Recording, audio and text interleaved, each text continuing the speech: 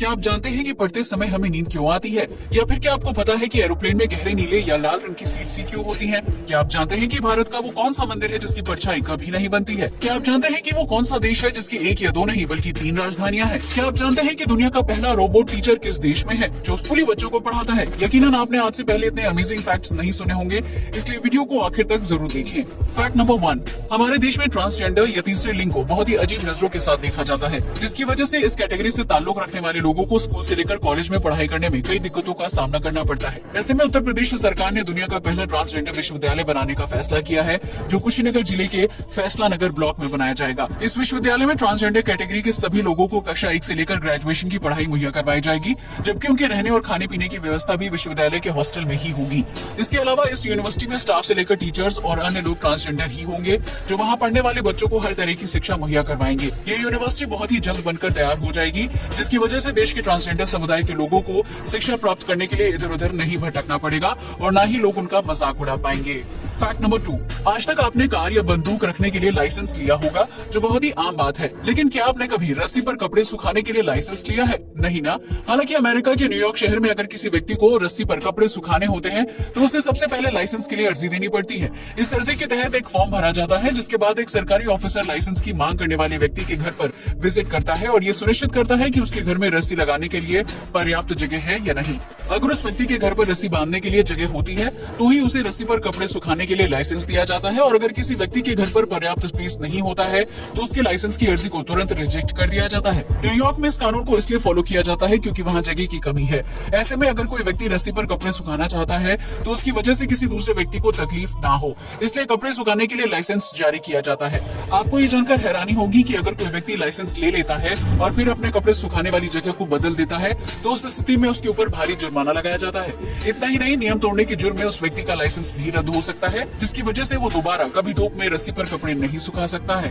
Fact number 3, आमतौर पर जब कोई इंसान, चीज या बिल्डिंग सूरज की रोशनी या प्रकाश के संपर्क में आता है तो उसके रिफ्लेक्शन की वजह से जमीन पर परछाई बनने लगती है। लेकिन आपको ये जानकर हैरानी होगी कि उड़ीसा में जगन्नाथ मंदिर की परछाई कभी भी नहीं बनती है, फिर चाहे सूरज की रोशनी किसी भी दिशा से उसके ऊपर पड़ रही हो। दरअसल इस मंदिर की गुंबद को कुछ इस तरह से डिजाइन किया गया है कि जब सूरज की रोशनी उसके ऊपर पड़ती है तो उससे बनने वाली परछाई मंदिर के निचले हिस्से को कवर कर लेती है। ऐसे में जगन्नाथ मंदिर के गुंबद की परछाई कभी भी जमीन तक नहीं पहुंच पाती है और न ही लोगों ने आज तक मंदिर के मुख्य शिखर की परछाई को देखा है, जिसकी वजह से इसे चमत्कारी मंदिर भी माना जाता है। फैक्ट नंबर 4, इन दिनों बुजुर्गों से लेकर वयस्क और छोटे बच्चों में भी हार्ट अटैक के मामले लगातार बढ़ते जा रहे हैं, जिसकी वजह गलत लाइफस्टाइल और खानपान को माना जाता है। लेकिन आप ये जानकर हैरान रह जाएंगे कि हार्ट अटैक का संबंध सिर्फ गलत लाइफस्टाइल या खानपान से नहीं होता है, बल्कि ये बीमारी हमारे दिमाग से भी जुड़ी हुई है। दरअसल जब कोई व्यक्ति दिमाग में बहुत ज्यादा तनाव महसूस करता है या फिर किसी बात को बार बार सोचकर टेंशन लेने लगता है तो उस स्थिति में दिमाग में केमिकल रिएक्शन शुरू हो जाता है और उसकी वजह से बॉडी का खून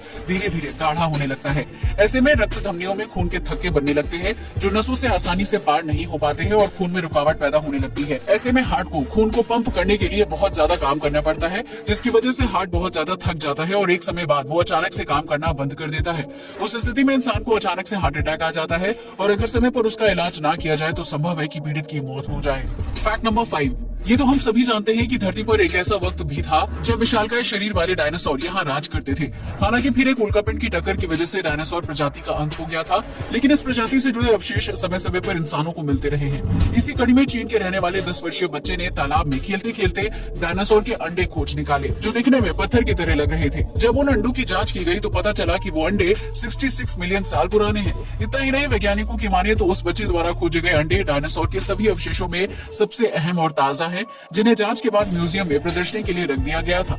इस घटना से पता चलता है कि कभी कभी बच्चे खेल में ऐसी चीजें ढूंढ लेते हैं जो वयस्क लोगों के बस की बात नहीं होती है। फैक्ट नंबर 6, आज तक आपने फिल्मों या सीरियल में हवा में उड़ते हुए झाड़ू को देखा होगा, जिसमें बैठकर आसमान से जमीन पर नजर रखी जा सकती है। लेकिन अगर हम आपसे कहें कि ये काल्पनिक चीज असल दुनिया में है तो क्या आप हमारी बात पर यकीन करेंगे? दरअसल हाल ही में दुबई सरकार ने देश के पुलिस ऑफिसर्स को एक खास तरह की बाइक दी है जो हवा में उड़ने की क्षमता रखती है। इस बाइक में 4 पंखे लगे हुए हैं, जिसकी मदद से बाइक घंटों तक हवा में हवाई जहाज की तरह उड़ती रहती है। इस एडवांस बाइक की वजह से दुबई पुलिस को रात के समय पेट्रोलिंग करने और अपराधियों पर नजर रखने में काफी सुविधा होती है, जिसकी वजह से दुबई के आसमान में आपको हवाई जहाज के साथ साथ उड़ने वाली बाइक भी दिखाई दे सकती है।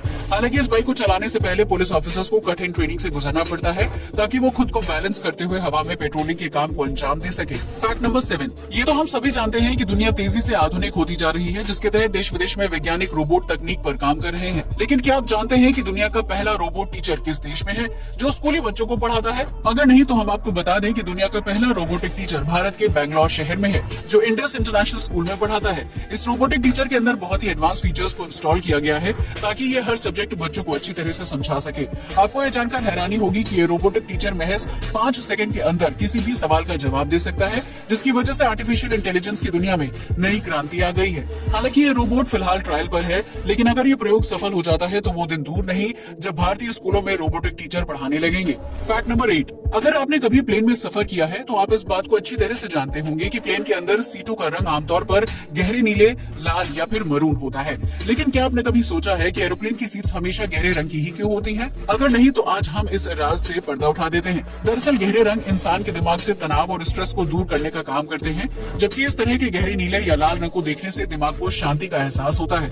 ऐसे में प्लेन में सफर करने के दौरान अगर किसी व्यक्ति को डर लगता है तो वो इन गहरे रंगों को देखकर अपने दिमाग को शांत कर सकता है। ऐसा करने से उसे पैनिक अटैक नहीं आते हैं, जबकि सफर बिना किसी स्ट्रेस के बहुत आसानी से पूरा हो जाता है। इसके अलावा गहरे रंग की सीट्स को कम लाइट में देखना भी आसान होता है, जिसकी वजह से रात के समय प्लेन में एयर होस्टेस को यात्रियों के पास पहुंचने में आसानी होती है। फैक्ट नंबर 9, किसी भी देश की एक राष्ट्रीय राजधानी होती है जहां से हर प्रकार के प्रशासनिक कार्यों को पूरा किया जाता है। लेकिन क्या आप जानते हैं कि दुनिया में एक ऐसा देश भी है जिसकी 1 या 2 नहीं बल्कि 3 राष्ट्रीय राजधानियां हैं? दरअसल इस अजीबोगरीब देश का नाम साउथ अफ्रीका है, जहां प्रशासनिक कार्यों के तहत 3 अलग अलग राजधानियां बनाई गई हैं। साउथ अफ्रीका की पहली राजधानी प्रियोटोरिया है, जहां कार्यपालिका से संबंधित सभी कार्यों को संपन्न किया जाता है। वहीं इस देश की दूसरी राजधानी ब्लूम फाउंटेन के नाम से जानी जाती है, जहां न्यायपालिका से संबंधित कार्यों को पूरा किया जाता है। जबकि साउथ अफ्रीका की तीसरी राजधानी केप टाउन है, जहां विधायिकी से जुड़े कार्यों को संपन्न किया जाता है। केप टाउन ही इकलौता ऐसा शहर है जहां पर्यटकों की भीड़ भाड़ इकट्ठा होती है, जबकि इस शहर में घूमने फिरने और एडवेंचर से जुड़ी कई चीजें हैं। ऐसे में आप समझ ही गए होंगे कि साउथ अफ्रीका के लोगों को एक ही समय पर 3 कैपिटल्स के नाम याद रखने पड़ते हैं, जो अपने आप में काफी मुश्किल काम है। फैक्ट नंबर 10, आप में से बहुत से लोगों को किताब खोलते ही नींद आने लगती होगी, जिसकी वजह से पढ़ाई नहीं हो पाती है और इंसान गहरी नींद में सो जाता है। लेकिन क्या आपने कभी सोचा है कि पढ़ाई करते वक्त इंसान को नींद क्यों आती है? अगर नहीं तो हम आपको बता दें कि इस प्रक्रिया के लिए हमारा दिमाग जिम्मेदार होता है।